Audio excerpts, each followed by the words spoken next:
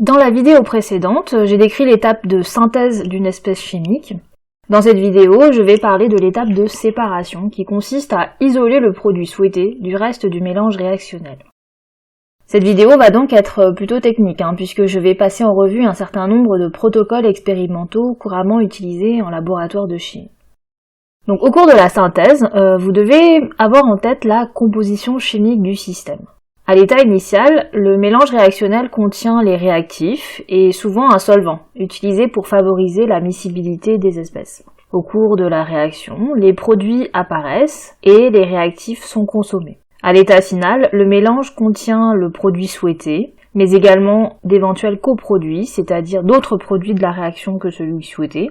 Le solvant reste encore présent car il ne participe pas à la réaction, donc n'a pas été consommé. Et il y a éventuellement un reste de réactif en excès. L'objectif est alors de récupérer uniquement le produit voulu et surtout d'en récupérer le plus possible. Le choix de la technique de séparation va dépendre de l'état physique du produit, solide, liquide ou gazeux, ainsi que de son degré d'affinité ou non avec les autres espèces présentes dans le mélange.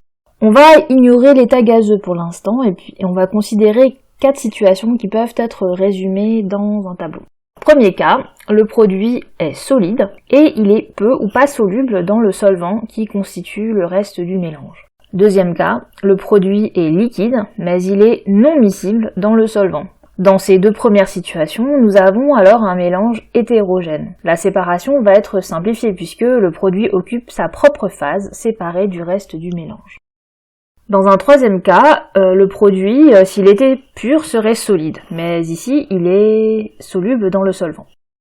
Quatrième cas, le produit, s'il était pur, serait liquide, mais ici, il est miscible avec le solvant et le reste du mélange.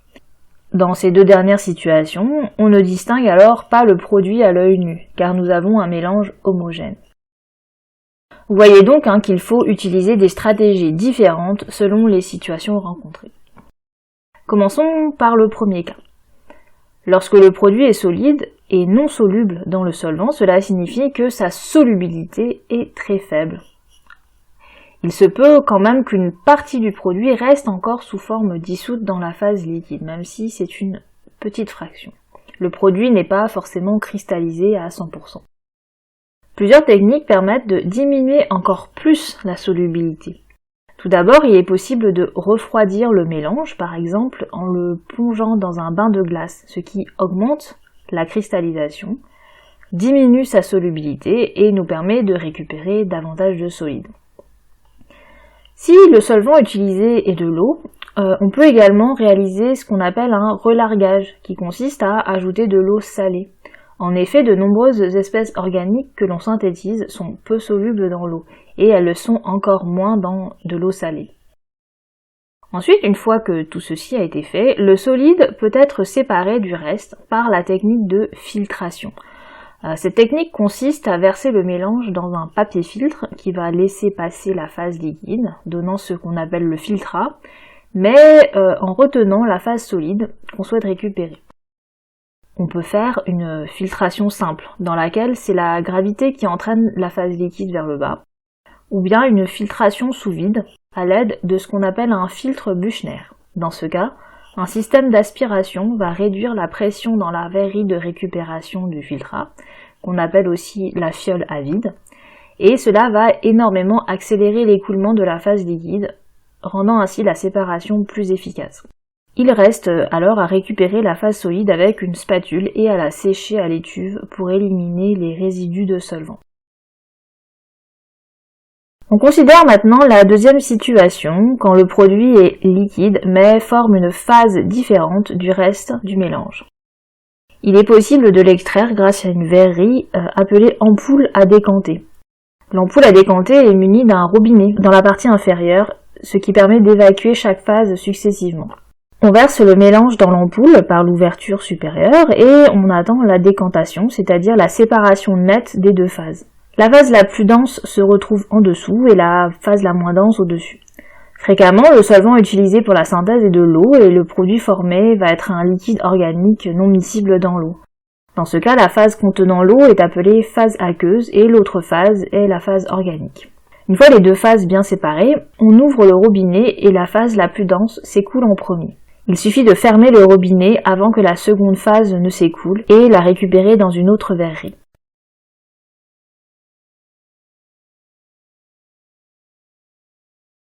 Dans la troisième situation, la séparation ne se fait pas aussi directement puisque le produit est intimement mélangé au reste.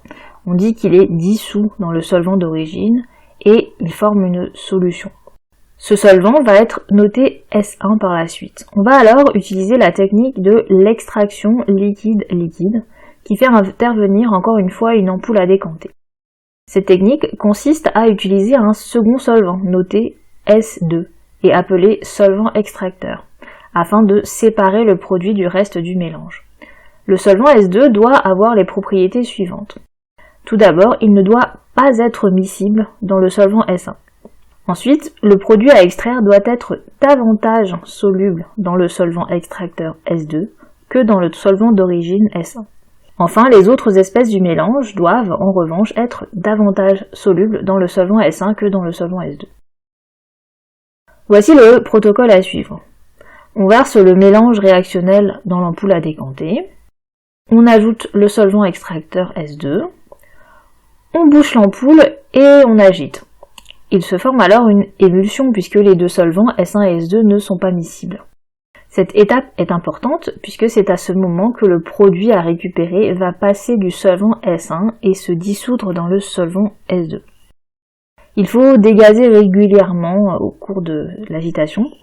Pour cela, on ouvre le robinet en ayant auparavant retourné l'ampoule à décanter. En effet, lorsqu'on agite le mélange liquide, il y a des molécules de gaz qui sont initialement dissoutes dans le liquide et qui peuvent redevenir gazeuses en faisant augmenter la pression dans l'ampoule. Enfin, on laisse décanter afin que les deux solvants se séparent et on récupère chaque phase successivement. Le produit est maintenant dans le solvant S2 séparé du reste du mélange. À cette étape, le produit n'est pas encore pur. On peut réaliser sa cristallisation en laissant le solvant S2 s'évaporer par exemple. Dans la dernière situation, quand le produit est un liquide mais miscible dans le solvant utilisé, on ne peut pas utiliser l'ampoule à décanter. On exploite dans ce cas la température d'ébullition. On sait que cette température est spécifique à une espèce chimique donnée. On utilise alors une technique appelée distillation. Imaginons que notre produit possède une température d'ébullition inférieure à celle de notre solvant. On dit qu'il est plus volatile. On place le mélange dans un ballon que l'on chauffe à l'aide d'un chauffe-ballon. La température du milieu augmente et lorsqu'elle atteint la température d'ébullition du produit, celui-ci va se vaporiser et s'élever dans le montage. Le solvant, lui, reste à l'état liquide puisque la température du milieu est inférieure à sa température d'ébullition. Entre-temps, le produit évaporé il va être redirigé dans un réfrigérant où il se liquéfie et où il peut être récupéré dans une verrerie séparée. On peut donc ainsi séparer deux liquides qui formaient initialement une phase homogène en exploitant le fait qu'ils ne s'évaporent pas à la même température. Alors attention, cette technique ne marche pas bien si les températures d'ébullition sont trop proches ou si les deux liquides ont trop d'affinité, comme l'eau et l'éthanol par exemple. Donc voilà, je vous ai présenté un aperçu des différentes techniques de séparation d'une espèce chimique dans un mélange. Vous ne devez pas forcément connaître par cœur intégralement toutes ces techniques, mais il est important que vous en preniez connaissance et que vous soyez capable, par exemple, de justifier l'utilisation d'une technique plutôt qu'une autre, et cela en exploitant les informations concernant les propriétés physico-chimiques des espèces. Ces informations sont toujours fournies en documents dans les exercices et les activités. Enfin, vous devez savoir au moins nommer et annoter certains de ces montages expérimentaux.